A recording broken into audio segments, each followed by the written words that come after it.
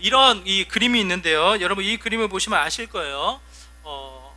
큰 코끼리를 이 앞을 보지 못하는 사람들로 하여금 한번 만져봐라, 그리고 이게 뭔지를 맞춰봐라 라고 이야기했을 때 이 부분적으로 코끼리 전체를 만질 수가 없잖아요. 크기 때문에 전체를 만질 수가 없다 보니까 자기가 만진 부분, 자기가 경험한 부분, 자기가 본 부분만 어떻게 해요? 그걸 가지고 이거다 이야기를 하는 거예요. 다리를 만지는 사람은 마치 이것이 기둥이냐, 코끼리는 기둥과도 같아요, 이렇게 이야기할 수도 있겠고, 코를 만지는 사람은 마치 밧줄과도 같아요, 이렇게 이야기도 할 수 있겠고, 이 등과 이 배 부분을 만진 이 사람은 마치 큰 이 단단한 벽과도 같다고, 이 울퉁불퉁한 어떤 이 무늬도 그렇고 눌렀을 때 이 딱딱함도 그렇고 마치 벽과도 같다, 뭐 이렇게 표현하지 않겠습니까? 결국은 뭐예요? 전체를 보지 못했을 때, 전체를 경험하지 않고 한 부분을 보았을 때에 그 이해, 그것에 대한 이 생각의 거리가 어떻게 됩니까? 제한적인 것을 보게 됩니다. 부분적인 것을 보게 되어집니다. 온전한 것을 깨닫지 못하고 제한적이고 부분적인 요소로 멈춰버리는 인간의 한계를 깨닫게 되어집니다. 제가 왜 이런 말씀을 드리냐면, 제가 기대했을 때는 이래요. 마치 위급한 상황에 이 슈퍼맨이 그냥 한 바퀴 돌아서 이 인간에서 슈퍼맨으로 바뀌듯 완전한 변화를 이루어서 위급한 상황을 이겨나가는 멋진 믿음의 모습이 되기를 바라는데, 우리의 믿음의 모습이 어떻습니까? 완전한 변화, 완전한 모습으로 한순간에 변화가 되어집니까? 그렇지 않다라는 거예요. 하나님을 믿습니다. 하나님을 압니다. 하나님 앞에 예배를 드립니다. 그럼에도 불구하고 완전한 변화를 이루기 위한 간격이 우리에게 남아있다라는 거예요. 제가 자주 말씀드리지만 한번 생각해 보세요. 예수님의 수제자라고 불려지는 베드로, 물론 이 예수님의 제자를 차이를 두지는, 성경에서는 차이를 두지 않지만 활동을 보면 그래도 예수님 앞에 끝까지 따라가며 끝까지 열심을 부렸던 베드로의 모습을 두고 그래도 수제자 같은 모습이 비춰진다라는 거예요. 베드로의 모습을 생각해 보면 예수님에 대한 열심이 특심했던 자입니다. 예수님이 십자가에 달려 죽을 거라는, 장로들에게 잡혀서 죽을 거라는 이 이야기를 마태복음 16장에 처음 하시고 나니까 베드로가 어떻게 반응을 합니까? 베드로의 반응, 여러분 한번 생각해 보세요. 채동배가 무슨 오해를 사서 어떤 사람들에게 잡혀가서 모진 고통을 당하게 될 것이다, 이렇게 이야기하면 여러분 어떻게 반응하시겠어요? 우리 유영욱 집사님은 그래도 좀 힘을 쓰시니까 앞장서서 이런 일 없을 겁니다, 이렇게 하실 건가요, 여러분? 이재혁 집사님 어떻습니까? 이재혁 저를 위해서 대신 싸워 주실까요, 여러분? 아니에요? 베드로는 예수님을 위해서 대신 싸운다는 거예요. 예수님 그런 일 없을 겁니다, 우리가 있는데, 제가 있는데 그런 일 없을 겁니다, 이렇게 앞장서서 이야기를 한다는 거예요. 그때 예수님의 마음이 어떻게 펼쳐집니까? 그래도 예수님이 내가 잘 가르쳤구나, 살진 않았구나, 베드로의 모습을 통해서 뿌듯함을 느껴요? 그렇지 않다라는 거예요. 예수님의 생각과 베드로의 생각, 예수님의 열심과 베드로의 열심, 예수님의 반응과 이 베드로의 반응에 간격이 있다라는 것을 보여주는 거예요. 뭐라고 이야기합니까? 베드로로 하여금 이렇게 말씀하십니다. 너는 하나님의 일을 생각하지 않고 사람의 일만 생각하는구나. 사람의 일과 하나님의 일, 베드로의 생각과 예수님의 생각, 이 베드로의 열심과 하나님의 열심에 간격이 있다라는 거예요. 자, 여러분 잘 생각해 보세요. 베드로는 예수님을 믿었습니다. 헌신적으로 예수님을 따랐습니다. 예수님의 이 생명보다 자신의 생명을 아끼지 않고 예수님을 더 아껴 나가는 마음의 형태를 보여주고 있습니다. 실제로는 어떻게 되는지 모르지만 베드로가 그와 같은 마음을 보여준단 말이에요. 그러면 그 믿음을 통해서, 그 모습을 통해서 완전한 변화로 뭔가 승리하는, 뭔가 영향력을 줄 수 있는 것 같은 베드로의 모습을 우리가 기대하지 않겠어요? 기대할 수 있잖아요. 그런데 이 본문을 통해서 선명히 우리에게 보여주는 것은 간격이 있다는 것. 아직까지 털어내지 못하는 죄의 근성으로 말미암아 내 중심적인, 내 생각으로만, 나의 의로만 멈춰져 있는 베드로의 모습을 보여주고 있습니다. 오늘 본문도 마찬가지예요. 로마서 10장의 말씀에 보면 분명하게 이야기합니다. 로마서 10장 1절에 보니까 하나님이 모든 구원의 역사를 이루신다라는 거예요. 구원을 위해서 일하신다라는 거예요. 그럼에도 불구하고 구원의 일함 속에 차이가, 간격이 있다는 것을 이야기합니다. 우리 2절의 말씀 한번 같이 읽어볼까요? 2절의 말씀 같이 읽겠습니다. 시작. 내가 증언하노니 그들이 하나님께 열심히 있으나 올바른 지식을 따른 것이 아니니라. 분명히 하나님에 대한 열심이 있으나 뭐라고 이야기해요? 하나님의 열심, 하나님의 지식, 하나님의 뜻을 온전히 알지 못한다는 거예요. 온전히 따르지 않고 있다, 간격이 있다는 거예요. 3절에서는 말씀하십니다. 3절의 말씀 같이 읽을까요? 시작. 하나님의 의를 모르고 자기 의를 세우려고 힘써 하나님의 의에 복종하지 아니하였느니라. 뭐라고 이야기합니까? 하나님의 의와 사람의 의, 하나님의 의와 내가 생각하는 의가 간격이 있다는 거예요. 간격이 있으므로 또 한 번 하나님 앞에 반응해 나가는 우리들의 모습이 제한적이고 한계가 있고 부분적으로 나타나는 것을 이야기합니다. 여러분, 지금 저희가 4주에 걸쳐서 구원에 대해서 우리가 살펴봤거든요. 여러분이 맨 처음 생각했던 구원이란 무슨 의미가 있냐고요. 어떠한 개념으로 구원을 이해하고 계셨냐고요. 우리가 쉽게 많은 사람들이 구원 생각하면 무엇을 생각합니까? 죽어서 천국 가는 거. 예수님의 십자가의 은혜로 말미암아 지금 당장 죽어도 나는 하나님의 나라에 가요, 천국에 가요, 구원의 확신을 이야기하는 구원의 개념으로 많이 접근을 합니다. 그런데 여러분, 그 정도의 한계, 그 정도의 제한적인 요소가 되지 않는다라는 거예요. 죽어서 천국 가는 것도 분명히 맞지만 그것 또한, 그것뿐만 아니라 구원의 은혜가 어떻게 펼쳐집니까? 우리의 환난 중에도 우리를 구원하시며 우리 삶 속에, 더 나아가 우리의 일상 속에 아무 문제가 없는 듯 싶으나 나태함과 게으름 속에 멈춰있는 그 일상 속에 우리를 어떻게 하셔요? 새로운 생명을 부여하신다는 거예요. 그냥 갓난 아기가 태어나서 처음 예수님을 만났을 그 순간에만 생명을 주시고 끝나는 것이 아니라 매 순간순간마다 새로운 하나님의 생명을 누릴 수 있는 그 은혜를 날마다 우리를 구원하신다는 거예요. 더 나아가 수많은 세상이 우리를 대적합니다. 세상의 일들이 많이 펼쳐집니다. 수많은 오해가 있고 수많은 방해가 있지만 그 세상을 통해서도 하나님 어떻게 하셔요? 쉬지 않으신다는 거예요. 누구를 위해서? 나를 구원하기 위해서. 나를 구원하기 위해서 졸지도 않고 쉬지도 아니하시며 나를 구원하시는 그 하나님이 일상을 통해서, 세상을 통해서 지금도 일하신다, 이렇게 말씀하신다는 거예요. 구원의 개념이 제한적이지 않습니다. 어느 한 시점으로 내가 죽어서 가는 천국, 그 정도의 개념으로 멈춰 있지 않는다는 거예요.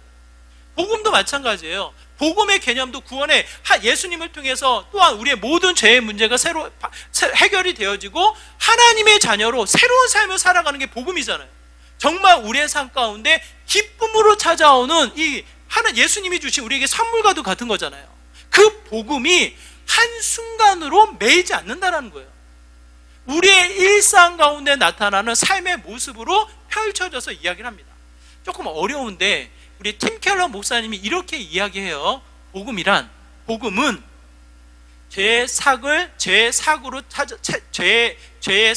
죄의 결과로 이 죄를 해결하기 위해서 십자가에 달려 죽으신 예수님으로 끝나지 않는다. 뭐라고 이야기합니까? 그 복음이란 죄의 능력에서 벗어나는 새로운 능력을 이야기한다예요. 좀 어렵죠? 여러분, 죄의 능력이 강합니까? 약합니까? 죄의 능력이 강해요, 약해요? 제가요, 여기 조그만 화단에 대추나무를 심었잖아요. 그거 제가 심었다고 관심이 많이 가요. 제가 오고 가고 하면서 대추가 열렸나 안 열렸나, 대추가 열렸을까 안 열렸을까요? 예? 대추가 열렸을 것 같아, 안 열렸을 것 같아? 그렇게 자신 있게 얘기하면 좋겠냐? 대추가 안 열려요. 대추가 안 열려서 늘 물을 주고 햇볕이 잘 닿게끔 가지를 쳐주고 그러는데 제가 이상한 게 느껴져요. 이렇게 관심을 갖고 대추나무를 이렇게 나름대로는 이 사랑을 가지고 가꾸는데 희한하게도 더 잘 자라는 건 뭐예요? 어디서 날라오는지 모르겠는데 토끼풀이, 잡풀이 어디서 씨가 왔고 어디서 날아왔는지 모르는데 어느 순간에 이 심어져 있는 것들보다 더 높게 자라고 있단 말이에요. 무성하게 자란단 말이에요. 한순간 그냥 내버려 두면 어떻게 됩니까? 잡초들이 그냥 이 화단을 둘러쌌는 일을 보게 되어져요. 그래서 결국 하는 일이 물도 주고 관심을 갖고 이 가지를 쳐주지만 또 많은 농부들이 많은 시간을 투자해서 하는 일이 뭡니까? 하는 일이 뭐예요? 무성하게 자라는 잡초를 뽑아내는 일을 하는 거예요. 이걸 뽑아내면서 제가 생각나는 것은 이 도움이 되지 않는 것, 이 잡초들, 생명을 오히려 방해하는 요소들, 마치 우리의 영혼의 죄로 여겨지는 것들은 왜 이렇게 확장성이 크는지, 왜 이렇게 생명력이 강한지, 어디서 날라오는지 모르게끔 누가 가꾸지도 않았는데도 불구하고 잡초들은 무성히 자란다라는 거예요. 우리의 죄의 근성이 쉽게 없어지지 않습니다. 죄의 능력이 마치 우리의 일상 가운데 펼쳐져 나타나는 것만 같아요. 그런데 여러분, 이 팀 켈러 목사님이 이 복음이라는 것을 이야기할 때 이렇게 이야기한다는 거예요. 죄의 능력에서 벗어나 새로운 하나님의 능력을 누리는 삶이 된다는 거예요.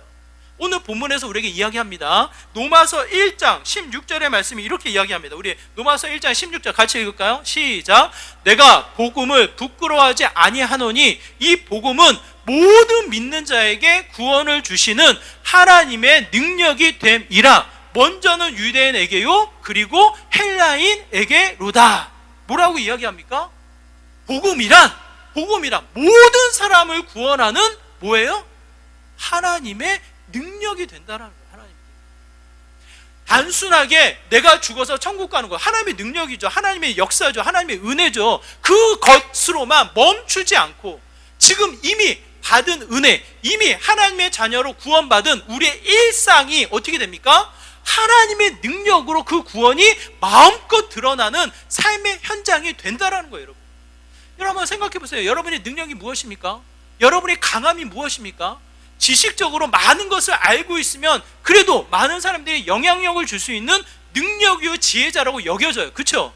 그래서 우리 자녀들을 두고 책도 많이 보고 지식을 많이 키우게끔 부모들이 제일 우선순위로 하는 게 뭡니까? 공부하라잖아요. 공부하라. 왜? 살아가니까. 우리 자녀들이 많은 지식과 지혜로 성장하기를 바라는 마음에 끊임없이 뒷바라지를 하며 공부하라고 이야기를 합니다. 제가 그 말을 많이 안 하거든요. 그럼에도 불구하고 우리 애들은 눈치를 보고 있어요. 제가 말은 하지 않아도 압박을 한다는 거예요. 공부하라고. 그럼 그만큼 뭐예요? 부모들의 마음은 지식, 지혜, 공부해야 된다는 이 필요성을 우리 아이들에게 심겨주기를 원하는 거예요. 왜? 그만큼이 우리 이 세상에서 성공하는 강함, 능력으로 여기기 때문에. 여러분, 그렇죠? 맞잖아요. 우리 아이들이 공부 잘하면 또 하나의 자랑이 됩니다. 마음이 뿌듯하고 그 자체가 우리 아이들을 자랑하는 이 뿌듯함의 마음이 이게 그냥 내가 자랑하고 싶지 않아도 그냥 이야기거리가 되어져요. 그게 부모의 마음인 거예요. 근데 여러분, 질문을 드릴게요. 그게 곧 강함이 됩니까? 그게 곧 능력이 됩니까? 여러분, 가만히 생각해 보세요. 공부를 많이 하면 할수록 많이 한 자들이 깨닫는 게 뭐예요? 자신의 약함이에요. 절대로 교만할 수 없는, 세상의 것을 많이 알면 알수록 한계에 부딪혀서 결국은 고개를 숙이는 자가 된다는 거예요. 많은 사람들은 그 사람에게 도움을 받고 그 사람에게 뭔가 영향을 받기 위해서 찾아오는 듯 싶지만 본인 스스로는 교만할 수 없는 거예요. 왜? 알면 알수록, 배우면 배울수록, 세상을 접하면 접할수록 정말 내 뜻대로 되지 않는 무지함 속에 깨닫게 되어지니까. 그러므로 다시 한번 능력이 되는 게 무엇입니까? 그냥 공부 잘하고 지식이 많고 지혜가 많다라고 해서 이 능력이 갖춰진다라는 걸 우리가 이야기할 수 없는 거예요. 세상이 완전히 바뀌었거든요. 유튜버를 하는 사람도 한번 보십시오. 사람들에게 많은 인기를 끄면서 경제적인 수단을 많이 벌어나가지만 그게 강함으로 느껴집니까, 여러분? 그게 능력으로 느껴집니까? 온갖 보이지 않는 곳에서의 속임수와 왜곡과 협박과 여러 가지 억압이 펼쳐져서 이게 세상에 관심은 받지만, 세상의 부를 축적하지만, 많은 사람들이 그걸 하기 위해서 따라가는 듯 보이지만, 팔로우를 하잖아요. 따라가는 듯 보이지만 실제로 그것이 능력인가? 되묻게 되어지는 거예요. 되묻게 되어지는 거예요. 세상으로는 많은 것을 누리며 살아가는 듯 싶지만 그것이 진짜 능력인가? 그것이 강함인가? 생각했을 때는 퀘스천 마크가 붙는 거예요. 진짜 능력이 뭡니까? 진짜 강함이 무엇입니까? 베드로가 배우지 않았는데 둘러싸여져 있는 바리새인들, 둘러싸여져 있는 서기관들, 그야말로 그 당시에 박사들, 학위를 가지고 있는 이들이 깜짝 놀라는 거예요. 언제부터 얘가 이랬냐? 배우지 않았던 학문 없는 자가 언제부터 이렇게 말을 할 수 있었냐? 이야기하며 깜짝 놀라는 거예요. 그를 감옥에 가두고 이 베드로를 어떻게 해서든지 처벌하고 싶은데 그들의 힘, 그들의 권위로는 베드로를 처벌할 수가 없어요. 더 큰 일이 벌어질까 봐. 여러분, 이런 게 능력 아닙니까? 이런 게 강함 아닙니까? 베드로가 배웠습니까? 베드로가 많은 것을 가졌습니까? 무엇을 통해서 베드로가 새로워졌냐고요. 전에는 자신의 열심, 자신의 의를 드러내는 게 베드로였지만 완전히 시간의 간격 속에 변화되어진 이 베드로의 모습은 무엇을 갖추게 됩니까? 하나님의 강함, 하나님의 능력을 갖추게 된다는 거예요. 한번 바울을 생각해 보세요. 많은 것을 배워서 나름대로는 힘있게 자신의 권위를 앞세워서 죽은 자가 합당히 죽은 거다, 이 판단을 할 수 있는 그와 같은 위치였단 말이에요. 스데반이 죽는 모습을 보고 이 자는 죽을 만해 고개를 끄덕였던 자가 바울이었단 말이에요. 나름대로는 그 당시에 많이 배웠고 인정을 받았고 권위를 가졌던 자가 바울이란 말이에요. 바울. 그런데 이 바울이 예수님을 통해서 완전히 이 죄된 문제에 간격을 두고 새로워졌을 때 본인이 뭐라고 이야기합니까? 예전 것은 뭐라고 해요? 예전 것은 배설물과도 같이 다 버린다예요. 본인이 알았고, 본인이 배웠고, 본인이 갖췄고, 본인이 누릴 수 있는 모든 권위를 마치 배설물처럼, 여러분 어떻게 합니까? 배설물을 어떻게 해요? 그냥 눌러서 버리잖아요. 그거 아까워하셔서 집에 간직하고 계신 분 계셔요? 우리 가족들을 불러다가 내 배설물을 보라고 이런 배설물이라고 자랑하는 분들 계셔요, 여러분? 여러분 그러신가 본데? 더럽잖아요. 빨리 내려야지. 만약 안 내리고 그냥 나오면 어떻게 해요? 그 다음 가족이 난리가 나잖아요. 누가 안 내렸냐고. 이 더러운 것을 안 내렸냐. 누가 난리가 나잖아요. 그만큼 보잘것없는 배설물로 당장에 내려버리는 일이 예전의 모습이라는 거예요, 바울이. 그러면서 바울이 뭐라고 이야기합니까? 하나님을 아는 지식, 하나님의 것이 나의 능력이 된다고 이야기하잖아요. 그 바울이 이렇게 이야기합니다. 빌립보서 4장 17절의 말씀, 13절의 말씀 이렇게 이야기합니다. 우리 같이 읽어볼까요? 함께 했습니다. 시작. 내게 능력 주시는 자 안에서 내가 모든 것을 할 수 있느니라. 바울이 이야기하는 거예요. 바울이 이야기하는 거예요. 여러분, 구원은, 이 복음은 한순간에 이 천국 가는 이 역사로 끝나지 않습니다. 이미 우리를 위해서 죽으시고 우리를 불러내신 예수 그리스도가 우리의 일상을 통해, 우리의 가정을 통해, 우리의 삶을 통해 어떻게 하여 그 복음의 하나님의 능력을 어떻게 우리를 통해서 나타내신다라는 거예요. 그게 유대인으로부터 헬라인에 이르기까지 내가 좋아하는 사람만 그 능력이 드러나는 것이 아니라 내가 전혀 생각하지 않았던 사람, 더더군다나 내가 원수로 여기는 그 누군가까지 하나님의 능력이 나타나서 또 한 번 하나님의 자녀로 진정한 변화를 누리게 된다는 거예요. 아직 간격 속에 우리가 완전히 변화되지는 않았지만 예수님을 통해서 얻은 그 복음의 메시지가, 구원을 받은 우리의 삶이 또 한 번 하나님의 능력을 표현하며 나타내며 누리는 삶의 모습이 된다라고 성경은 이야기를 합니다. 여러분, 우리 다음 세대를 무시하지 마십시오. 어린 아이들 무시하지 마십시오. 이 어린 아이들이 교회 가서 무슨 일을 하겠어? 이 아이들이 뭘 알겠어? 예수님이 무슨 믿음을 이 아이들을 통해서 나타내겠어? 우리가 무시할 수 있는 연약함이 있지만 예수님은 뭐라고 말씀하셔요? 이 어린 아이와 같은 자들이 천국의 것이다. 그 어린 아이들을 가리켜서 이야기를 하잖아요. 그 어린 아이들이 갖춘 게 뭐가 있다고요? 많은 것을 압니까? 우리보다 더 순수해서 오직 하나님만을 붙잡습니까? 굉장히 다른 설명의 내용들이 많아요. 그럼에도 불구하고 하나님이 이야기하는 것은 연약한 존재인 거예요. 세상과 그 당시에는 사람으로도 취급하지 않는 이 인구수를 계수할 때 사람으로 취급하지 않는 연약한 존재임을 이야기를 합니다. 그럼에도 불구하고 하나님은 그들이 곧 천국이 그들의 것이다 이렇게 표현하신단 말이에요. 이게 무슨 뜻이에요? 우리는 연약하지만, 우리는 보잘것없으나, 나이가 많아 우리의 육신은 쇠할 수 있으나 어떻게 합니까? 우리에게 하나님은 강한 능력을 주신다라는 거예요. 그 능력을 여러분 공간적인 개념에서 교회에서만 있습니까? 시간적인 개념에서 예배 시간만 우리가 강함을 느낍니까? 여러분 그렇지 않다라는 거예요. 제한적이고 부분적으로 복음을 받아들일 것이 아니라 확장해서 죄의 영향력도 이 확장돼서 우리를 유혹하지만 복음의 영향력도 만만치 않은 거예요, 여러분. 자풀이 자라서 무성하게 자라지만 그 안에 생명력을 가진 열매를 맺는 그 나무들 어떻게 합니까? 그냥 죽어 쓰러져 없어집니까? 약하지만 그 생명력이 그래도 어떻게 해요? 햇빛을 향해서 가지를 뻗는 거예요, 여러분. 이따 나가시다가 우리 화단을 보세요. 이 양쪽에 왼쪽 편에 큰 나무가 있고 오른쪽 편에 또 가지가 있으니까 이 대추나무가 이 그늘을 피해서 햇빛을 찾아서 나무가 한쪽으로 이 기울어져서 자라고 있어요. 왜 그렇습니까? 왜 그래요? 나름대로 그 나무도 살려는 거예요. 그 나무도 어떻게 해서 열매를 맺을지 안 맺을지 모르겠지만, 영양은 부족해서 열매를 맺을지 안 맺을지 모르지만 생명력을 유지하기 위해서 빛을 따라서 가지를 뻗는 거예요. 신비롭지 않습니까? 저는 이 나무 한 그루가 신비로워요.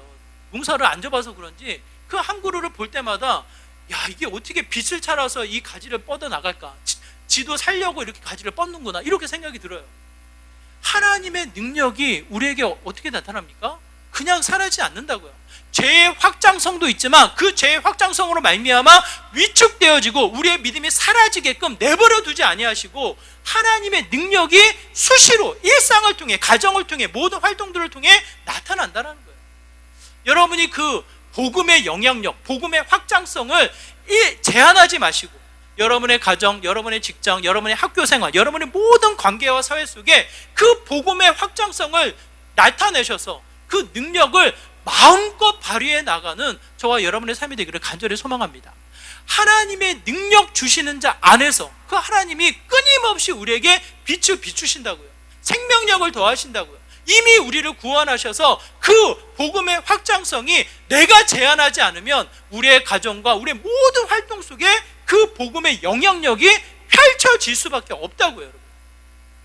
우리가 믿는 믿음의 조상들 한번 생각해 보세요. 수많은 사람들이 공간적인, 시간적인 개념을 뛰어넘어 어떻게 합니까? 그 능력을 나타내게 됩니다. 그 능력을. 바울은 이야기합니다. 나의 모든 나됨이 하나님의 은혜다, 이렇게 이야기를 해요. 자신의 것이다, 내 지식이다, 나의 힘이다, 나의 이 권위다 이야기하지 않는다고요. 왜? 철저하게 하나님이 이끄셨고 채우셨고 드러내신 삶인 것을 알기 때문에 그래요. 저는 저와 여러분이 그 일상 속에 복음의 확장성, 복음의 능력, 복음의 하나님의 강함을 경험해 나가는 믿음의 삶이 되기를 부탁을 드립니다. 하나님은 쉬지 않으신다니까요. 동일하게 여러분의 삶을 통해서 일을 하신다니까요. 그 강함과 그 능력이 무엇으로 이어지냐면 오늘 우리가 읽은 본문의 말씀 17절의 말씀을 통해서 우리가 보게 되는데요. 17절의 말씀도 한번 같이 읽어볼까요? 함께 있습니다. 시작. 복음에는 하나님의 의가 나타나서 믿음으로 믿음에 이르게 하나니 기록된 바 오직 의는 믿음으로 말미암아 살리라 함과 같으니라. 뭐라고 이야기합니까? 하나님의 의가 나타난다. 하나님의 의가. 여러분이 살고 있는 여러분의 이 가치, 세상의 가치, 여러분의 학교에서 이야기하는 도덕, 윤리, 의, 가치, 존중, 무엇이 있습니까, 여러분? 여러분이 살고 있는 이 절대로 포기하지 못할 이 가치와 의가 여러분의 삶 가운데 뭐가 있어요, 여러분? 무엇이 세상을 통해서 가르쳐주고 이것만은 반드시 붙잡아야 돼 라고 하며 윤리와 가치와 의를 가르쳐주고 있습니다. 그 권위를 우리에게 가르쳐주고 있습니까? 뭐예요, 여러분? 뭐가 있어요? 법의 가치가 존중을 받고 있습니까? 도덕적인 윤리가 우리에게 이 감동이 되어집니까? 서로 아끼며 살아가는 이 가치가 포기할 수 없는 우리의 가치로 세상이 우리에게 가르쳐주고 있습니까? 한번 생각해 보세요. 세상이 아무것도 가르쳐주지 못하니까 자연스럽게 아이들이 붙잡고 있는 게 뭐예요? 여러분, 아이들을 통해서 세상을 보는 거예요. 아이들이 가장 크게 영향을 받으며 붙잡고 있는 게 뭐냐고요. 한번 생각해 보세요. 아이들이 붙잡고 있는 게 뭡니까? 이것만은 포기할 수 없어, 이것만은 최고의 가치로 내가 잡아야 돼 하는 게 뭐가 있어요, 여러분? 한번 여러분이 답해 보세요. 뭐가 있어요? 예? 예? 힘? 욕심?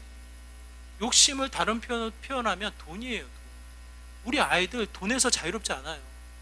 돈을 붙잡기 위해서 공부하고 돈을 붙잡기 위해서 좋은 대학 가려고 하고 돈을 붙잡기 위해서 물질의 어떤 진로에 대한 고민을 하는 거예요, 여러분.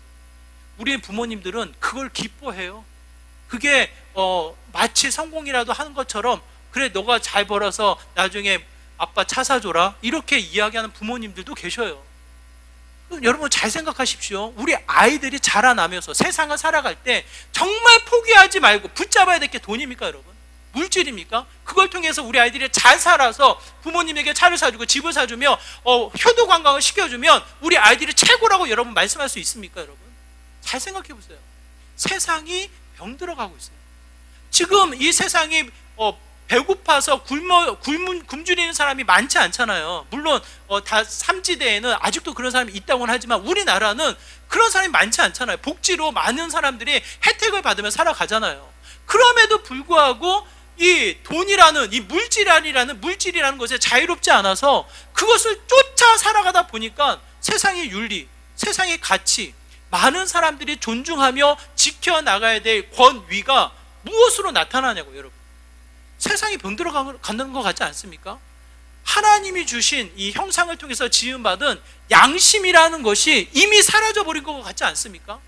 하나님이 주신 이성이 마비되어져서, 양심과 이성은 하나님의 형상을 닮아 지음받은 우리 독특한 인간에게만 주어진 특별한 선물이에요. 그것이 병들어가서 이제는 이 양심의 찔림도 없이 악함과 이기적인 마음이 나를 향하고 있고, 더 나아가 이 이성이 마비가 되어져서 이제는 뭐예요? 여러분, 그래도 잘못된 게 있으면 부끄러워하는 게 우리들의 모습이잖아요. 양심과 이성의 분별력이 그냥 이 죄의 근성으로 말미암아 숨고 마는 거, 내 모습을 숨기려고 하는 게 우리들의 모습이잖아요. 근데 요즘은 그렇지 않다니까요. 뻔뻔하게 자신의 모습을 드러내는 것, 거짓과 왜곡이 드러났음에도 불구하고 아니라고 이야기하는 형태가 세상의 이야기란 말이에요. 윤리와 도덕과 가치가 사라져 버렸다고요. 한 부자 청년이 예수님에게 찾아옵니다. 그래도 그 마음은 이런 마음이 있지 않은가 싶어요. 나 정도면 그래도 영생을 얻을 수 있지 않겠습니까? 나 정도면 그래도 괜찮은 사람 아니에요? 더 뭘 해야 돼요? 이러한 마음이 있지 않은가 싶어요. 나름대로는 성공했습니다. 많은 것을 배웠고 관료였고 그래도 많은 소유를 가졌고, 거기에 더 나아가 예수님을 찾아올 정도로 뭐예요? 하나님에 대한 관심, 종교적인 마음을 갖고 있는 거예요. 부족함이 없어 보여요. 그 부자 청년이 찾아와서 어떻게 하면 내가 영생을 얻어야 하겠습니까? 나름대로는 잘 살고 있는데 이 정도의 삶이 아니라 영생의 삶을, 하나님이 기뻐하는 삶을 내가 어떻게 살아야 하겠습니까? 이렇게 물어본단 말이에요. 그 마음을 꿰뚫어 보시는 예수님이 뭐라고 이야기하십니까? 꿰뚫어 보시는 예수님이 뭐라고 이야기하셔요? 네가 가지고 있는 거 다 팔아라. 다 팔고 나를 따르라. 이 이야기를 하신단 말이에요. 여러분, 그 예수님의 메시지가 그 부자 청년에게만 해당하겠습니까? 그 부자 청년에게만 이야기하시는 그 예수님의 메시지가 나에게는 들리지 않나요, 여러분? 지금 우리의 일상 가운데는 들리지 않나요? 우리의 가정과 사회 활동을 하고 있는 나의 모습 속에 하나님은 말씀하고 계시지 않나요? 모든 것을 팔아 나를 따르라. 그 앞에 부자 청년 어떠한 모습으로 갑니까? 어떻게 소개되어지고 있어요? 그 부자 청년이 가진 것이 많아 근심하며 고민하며 가더라, 이렇게 끝나버려요. 다시 돌아왔다, 문제를 해결하고 이제 모든 것을 팔아서 예수님을 따랐다, 그렇게 이야기하지 않아요. 많은 것을 가지고 있음으로 말미암아 고민하며 근심하며 가더라, 이렇게 이야기한단 말이에요. 여러분, 이게 오늘날 그리스도인의 모습 아닙니까, 여러분? 여러분, 무엇이 의냐고요? 무엇을 붙잡고 있냐고요? 결국 오늘 본문을 통해서 우리에게 이야기하는 것은 하나님의 능력이 덧입혀지며 더 나아가 뭐예요? 하나님의 의가 세워진다는 거예요. 내 생각, 사람의 의, 내 판단이 앞세워진 나의 열정이 세워지는 것이 아니라, 여러분 아까 베드로가 이야기했듯이 베드로가 앞장서서 예수님 그런 일 없습니다, 내가 있는데 그런 일 없습니다, 이렇게 이야기했을 때 하나님의 의가 세워집니까? 사람의 의가 세워집니까? 예수님이 해야 할 일이 주목을 받습니까? 앞장서서 큰 소리치고 있는 베드로가 주목을 받습니까? 여러분 생각해 보세요. 예수님을 뒤로하고 자신이 나타나는 거예요. 자신의 의가 세워진단 말이에요. 여러분, 열심도 중요하지만 분명한 것은 나만의 열심, 나만의 생각, 나만의 판단에 멈춰버릴 수 없다라는 거예요. 여러분, 교회가 사람의 의가 세워지면 어떻게 되겠습니까? 하나님의 의를 주목하며 어떻게 해요? 그 의를 따라가는 믿음의 모습이 되어야 하겠죠. 교회만 그렇습니까? 그렇지 않다라는 거예요. 여러분의 가정, 여러분의 일상, 여러분의 모든 삶의 영역 속에 복음이 확장되어져야 된다는 거예요. 복음이 제한적으로 멈춰버리는 것이 아니라 확장되어져서 어떻게 합니까? 하나님의 의가 세워져야 되는 거예요. 여러분, 하나님의 의가 세워질 때 세상이 놀랍니다. 하나님의 의가 세워질 때 세상이 감동을 먹게 됩니다. 아, 이런 거구나. 예수님을 주목하는 능력이 나타나게 되는 거예요. 예수님께서는 온갖 세상의 이 기준에 따라서 죄인으로 취급받으며 십자가 달려 죽으셨을 때에 어떻게 됩니까? 부활의 영광이 다시 나타나며 하나님의 의가, 하나님의 공의가, 하나님의 정의가 세워지는 거예요. 분명히 예수님은 억울한 죽음을 맞이하셨습니다. 죄가 없음에도 불구하고 속임수와 왜곡과 그들의 잘못된 고발로 인해서 죽음을 맞이하게 되어져요. 빌라도가 회피함으로 말미암아 예수님이 죽음을 맞이하게 되어져요. 그럼에도 불구하고 그 모든 죽음을 감당하셨을 때에 세상의 기준을 뛰어넘는 뭐예요? 하나님의 공의, 하나님의 의가 나타나서 오늘날까지 그의 능력이, 그의 강함이 자랑되어지는 거예요. 저는 저와 여러분이 복음의 확장성, 복음의 이 진리를 다시 한번 깨닫는 자리가 되기를 소망합니다. 단순하게 어느 한순간으로 받았고 이루어질 것이다라는 이 과거와 미래형으로 끝나지 마시고 실제적이고 구체적이며 오늘날 현실화로 되어진 복음의 확장성을 누리시기를 바라요. 그게 뭡니까? 능력이에요. 그것이 곧 의, 하나님의 의가 세워지는 정말 우리가 감당할 수 없는 능력의 이 영향력 있는 삶이 되어집니다. 저는 그 가치를 세상 속에서 바둥바둥 거리지 마시고 하나님의 기준에 따라서 그의 능력과 그의 의를 세워 다시 한번 뭐예요? 부끄럽지 않은 믿음인 거예요. 복음이 부끄럽지 않습니다. 우리의 믿음이 부끄럽지 않습니다. 마음껏 나타나고 하나님을 통해서 드러나며 하나님을 통해서 자랑되어지는, 세상을 향해서 빛나는 믿음의 모습이 된다라는 거예요. 여러분, 그 구원, 그 복음을 마음껏 누리고 자랑하는 믿음의 귀한 자리가 되기를 다시 한번 부탁을 드립니다.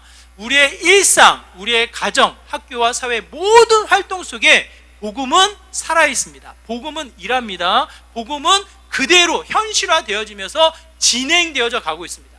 그것을 내가 제한하지 마세요. 우리가 핑계 삼아 뒤로 하지 마세요. 하나님이 이루시는 복음을 우리의 일상을 통해서 이루어 가셔, 확장해 가셔서 다시 한번 그의 능력과 그의 의를 세워나가는, 부끄럽지 않은 믿음을 세워나가는 저와 여러분의 삶이 되기를 다시 한번 부탁을 드립니다.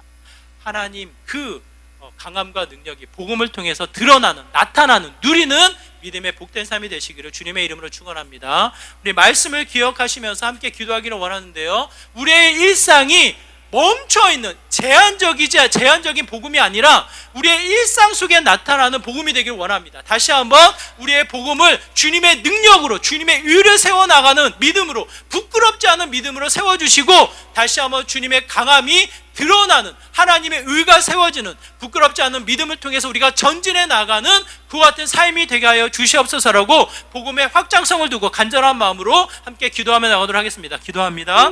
하나님, 우리의 삶이 제한되어지지 않기를 원합니다. 내가 아는 삶, 내가 경험하는 삶, 내가 바라는 삶, 세상의 여러 가지 한계에 멈춰있는 삶이 아니라 하나님의 능력, 하나님의 의, 하나님의 믿음을 통해 부끄럽지 않은 빛나는 믿음의 삶이 되기를 간절히 소망합니다. 다시 한번 깨어나게 하여 주시고 우리의 가정과 직장과 학교와 사업체 모든 사회적인 활동들을 통해서 하나님의 선한 영향력이 펼쳐져 나가는 믿음의 삶이 되기를 소망합니다. 하나님, 다시 한번 깨어나게 하여 주시고 복음이 우리의 삶 가운데 현실적으로, 구체적으로 영향력 있게 나타나게 하여 주시고 다시 한번 능력으로 하나님의 의로 세움받아 나아가는 믿음의 귀한 자리가 되게 하여 주시옵소서. 하나님과 동행해 나가는 믿음의 복된 삶 되게 하여 주시옵소서. 주님,